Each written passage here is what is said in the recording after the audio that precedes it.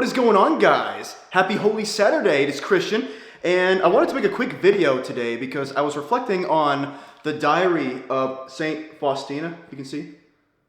This is so Saint Faustina was the founder of the Divine Mercy Chaplet, and she was a mystic.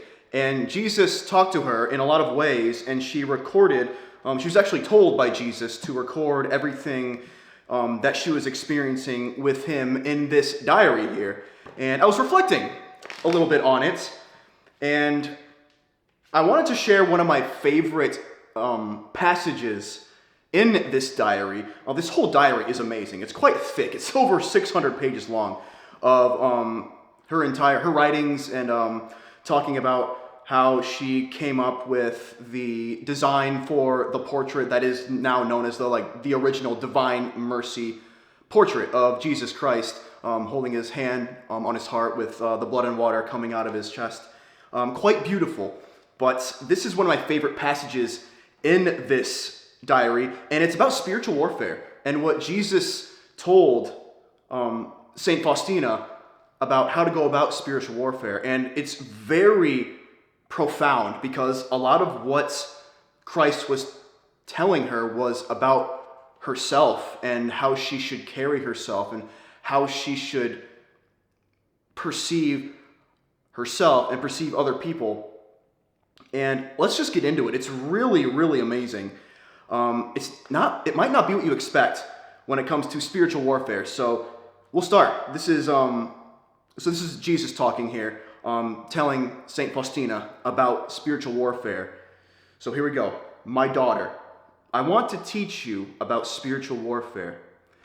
And then he begins. Never trust in yourself, but abandon yourself totally to my will. Man, isn't that just beautiful? Knowing that, sometimes we can never really trust our feelings and what's going on in our head. And we have such a one-dimensional view of reality, of the world around us. And obviously, God is above all, right? He's beyond time. He sees everything past, present, and future in front of him. And we only see this tiny little speck of time in the entirety of the universe, right?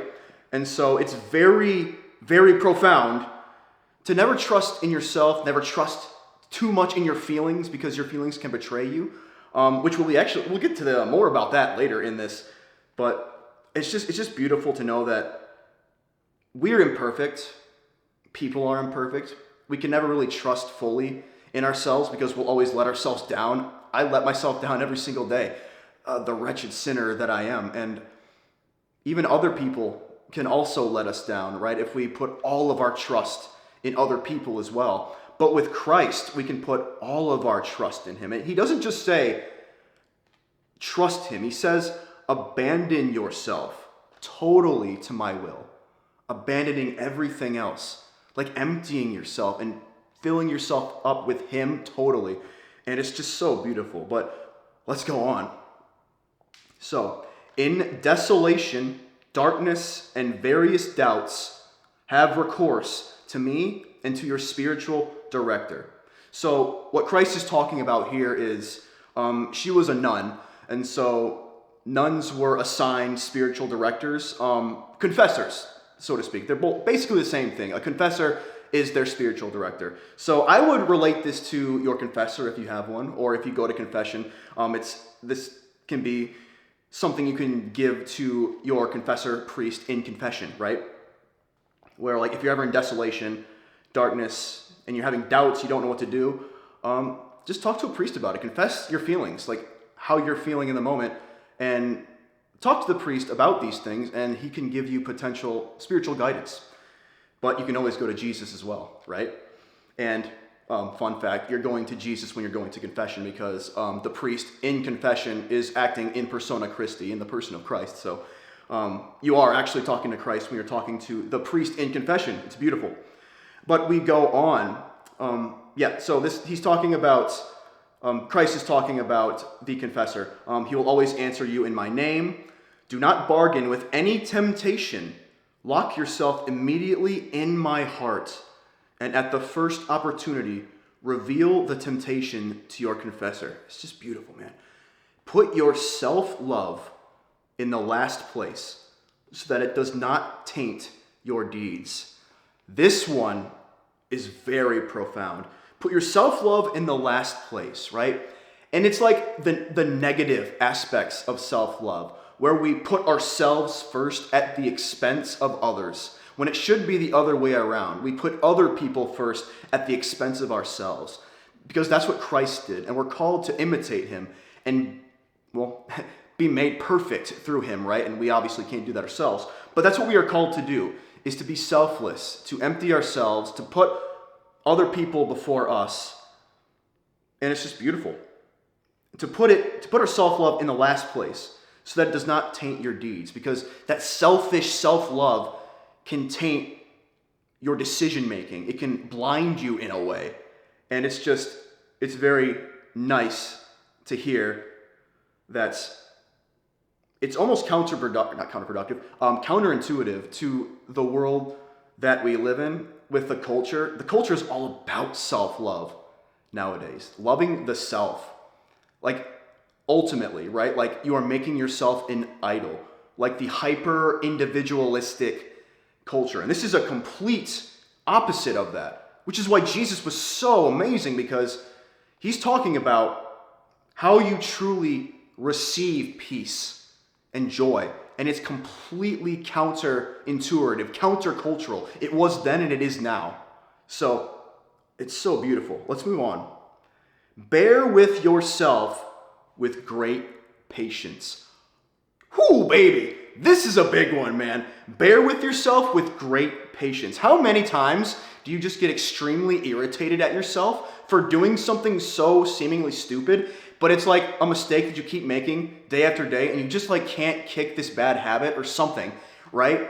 And it's just, why do I keep doing this? And you get super irritated with yourself. Bear in mind that God knows how imperfect and broken we are as human beings, and we should be able to not only accept our sinfulness and wretchedness, but expect it and expect that we're going to make mistakes. And we just need to bear with ourselves and be patient that Christ is going to do something with our brokenness, and he's going to fix us over time, make us perfect, and sanctify us over the entire span of our lives, right? And so it's extremely encouraging and important to just bear with yourself. You're not perfect. Nobody's perfect. And just slowly but surely, you're going to make mistakes along the way. Just get up and keep moving forward. Keep pursuing Christ, and he will change you. Let's move on. All right, I lost my spot here. All right, here we go. Do not neglect interior mortifications. Always justify to yourself the opinions of your superiors and your confessor. Shun murmurers like the plague. Oh, that's a big one. Shun murmurers like the plague. You know, gossips, people who talk about other people behind their back in a negative light. Shun them like the plague, Jesus says. And it's just amazing how, you know, the spiritual darkness, the powers that be, it's so subtle. Like, it feels good to talk about other people, right? Almost like we can like commune with people almost, talking about someone, and like, yeah, we can. Why does it feel so good to do that, by the way? To talk about people, does it make us feel better? It's so interesting. And Christ tells us to shun murmurers like the plague. I mean, slander itself is a grave sin. It's a mortal sin to bear false witness against somebody, right? So it's best, I mean, it's obviously best to not talk about anybody at all, unless it's in like a positive light, but always be intentional about loving people and having mercy for people, having mercy on people, and understanding that you don't know what people are going through, right? And I'm talking to myself too, right? It's such an easy and subtle way that the devil likes to steer us in the wrong direction. Simply like talking about people. Like, man, why did that person say that to me? That was really dumb. He was really acting stupid in that. When you're just talking about that person to somebody, something so simple, right? And we all do it. This is something I have to repent of every single day. And it's something that even I have to get better at as well. And let all act as they like. You are to act as I want you to. Wow. Let all act as they like. And you are to act as I want you to. You know, I feel like, especially in the internet space, there's always people touting their lives, their livelihoods, their wealth, everything under the sun, it seems. You know, all the good stuff, right? None of the bad stuff, obviously. But it's just interesting, right? We look to these people as role models. And there's some people that have a lot of good things to say and a lot of things that you can learn from, but it's important to understand that they are just like you. They're human beings who are broken, who are lacking in many areas. And it's also kind of, it makes one anxious to try to be somebody that you're not, right? To be very not yourself. What's the word? Disingenuous. You're not being genuine there. That's the word I'm looking for, right? And being genuine and being real it's an interesting topic too, because to be genuine, I feel the only way to truly be genuine is to be like Christ and to put on Christ and to stop listening to social media. There's so many like influencers, terrible stuff, but to put all of that away and just sit and talk with Christ and read his word and to become more like him. And ultimately, becoming more like him will make you more of yourself. It's crazy, but it's true. It's kind of hard to like comprehend because you want to be more like him, right? But the beautiful thing about God is he made each and every individual different, unique, with unique personalities that he wants to use.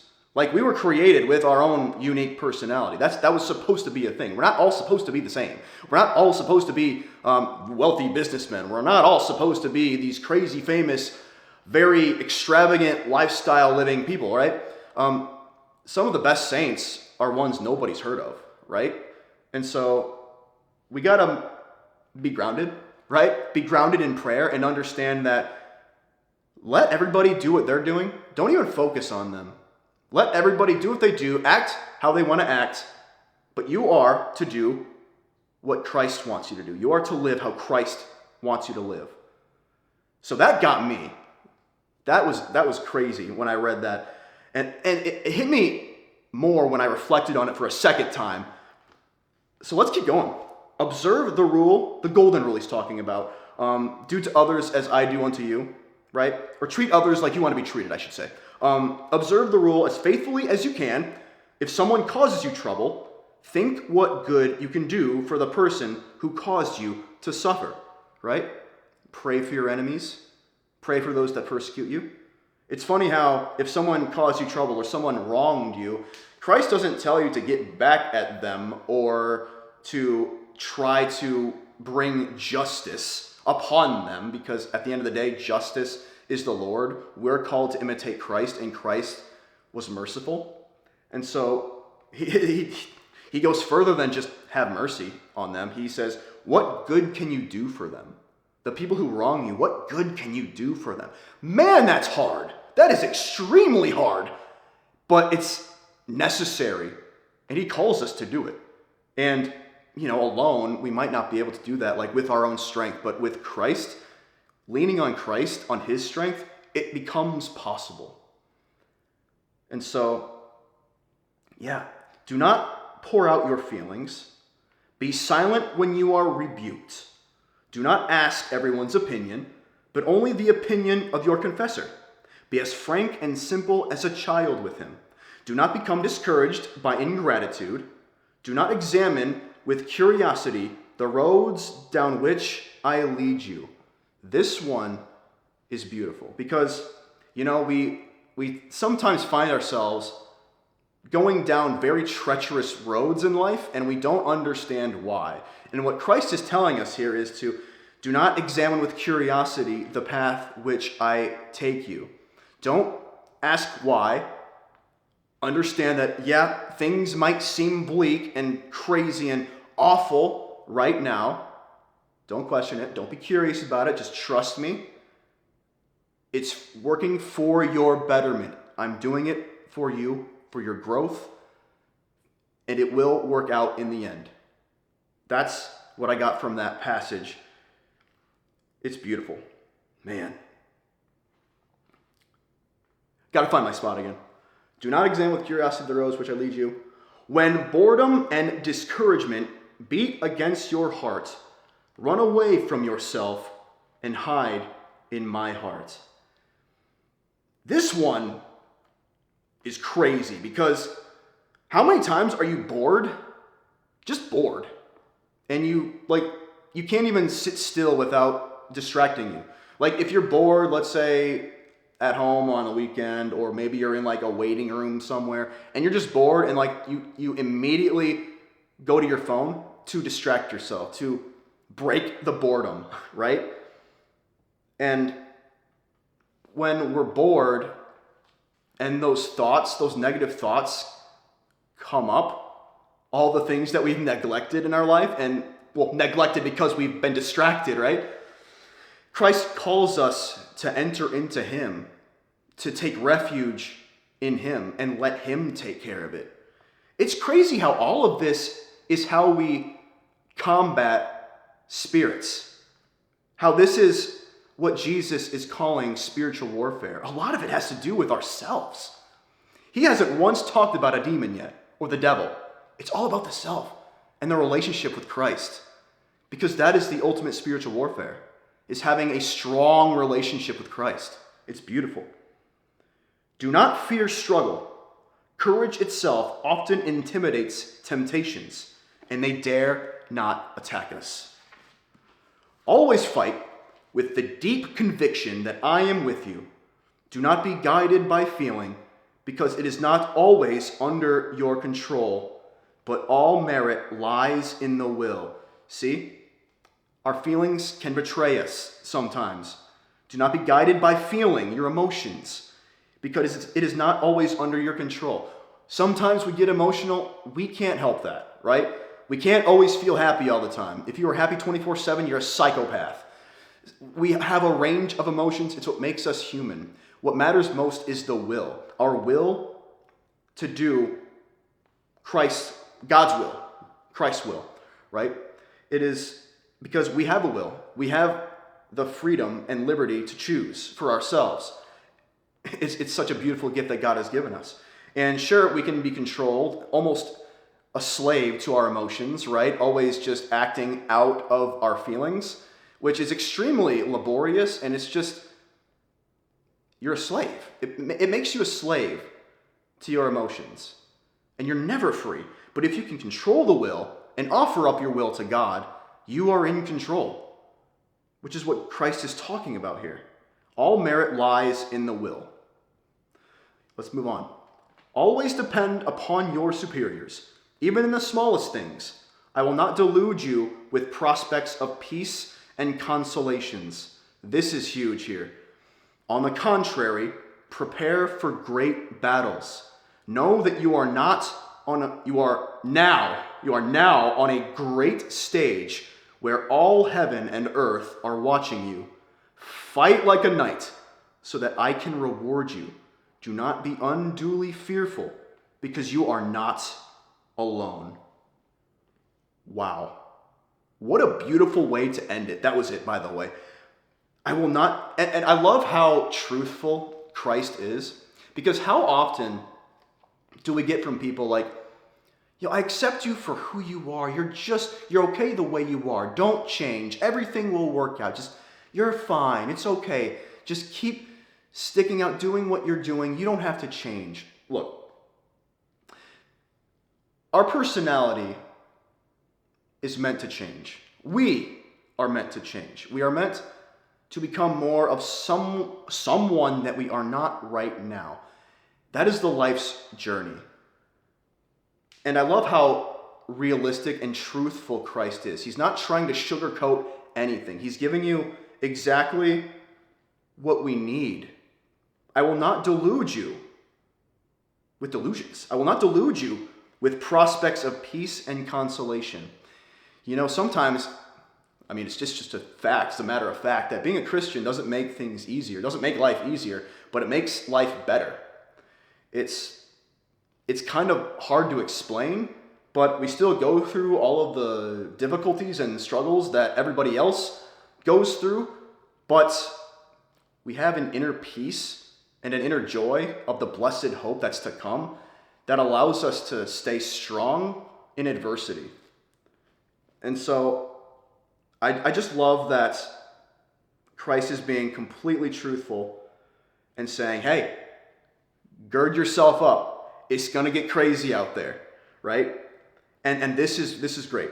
Know that you are now on a great stage where all heaven and earth are watching you. There is a spiritual battle going on around us, a war over our souls. The angels and the demons are looking to us. We're in the fight too. They're fighting each other and we're fighting the demons with them, right? And it's up to us to fight against the spiritual wickedness in these high places. We're on a stage and the fight is for our souls. And even nowadays, you see across the world rage, anger, so many people, beautiful souls succumbing to evil, to temptation, and to despair. And it's driving people to do heinous things, despicable things, murder, shootings, vandalism, stealing, theft, so much. And there's so much on the internet that stirs up these emotions and stirs up the darkness, right? I believe that the internet can be good. It's a tool, but I believe that the internet is something that the devil uses to destroy people's minds. And I believe that he's doing that. He's succeeding. But the only reason he is succeeding is the people that are getting their minds scrambled don't know Christ. And I'm hoping that this video will help with that and get the message out that Christ died for you and that Christ loves you and that being angry it's okay, but we need to understand that we can't be hateful. It leads to nothing but despair. We cannot hold on to our unforgiveness. It leads to hell. Not just, at the end of our lives, but hell on earth too. And so I hope this gets to you, whoever you are watching this, and that it brings you closer to Christ and his light and his peace. Let Christ give you his peace, because Christ says in the Gospels, "My peace I leave you, my peace I give to you, not that the world can give, but I give." You see, Christ gives you a peace that the world simply cannot give you. And it's a peace that allows you to forgive, to love your enemies, to do things that are so crazy to think about, so unfathomable to someone who doesn't believe. How can you possibly love your enemies? How can you possibly do good to your enemies that want to kill you? Well, it's hard. And it is difficult even for believers to comprehend sometimes. But it's what Jesus calls us to do. And he did it perfectly when he was alive. And we need to imitate him. So, remember, this is crazy too. Fight like a knight so that I can reward you. Bear with it. Stay strong. Fight, fight, fight like a knight against the evil and wickedness in the world. And Christ wants to reward you. Not only that, I will reward you. I want to reward you. Christ wants to reward you with his graces. He wants to give to you more than you know, but you just have to reach out your hand and take it. And you cannot take it with a hardened heart. You need to be softened. And you need to approach Christ in your entire self, in your entirety, with the intention of repentance. And so, do not be unduly fearful, because you are not alone. That's the last thing Christ says here. Don't be fearful, for you are not alone, for he is with you. As I walk through the valley of the shadow of death, I shall fear no evil. For thy rod and thy staff, they comfort me. He's always with us, always. And he's not only with us, he's with us personally. He's with us intimately. He knows us he knows us more than we know ourselves. Like it says in the Bible, he knows every hair on our head. And so I hope that this blesses you.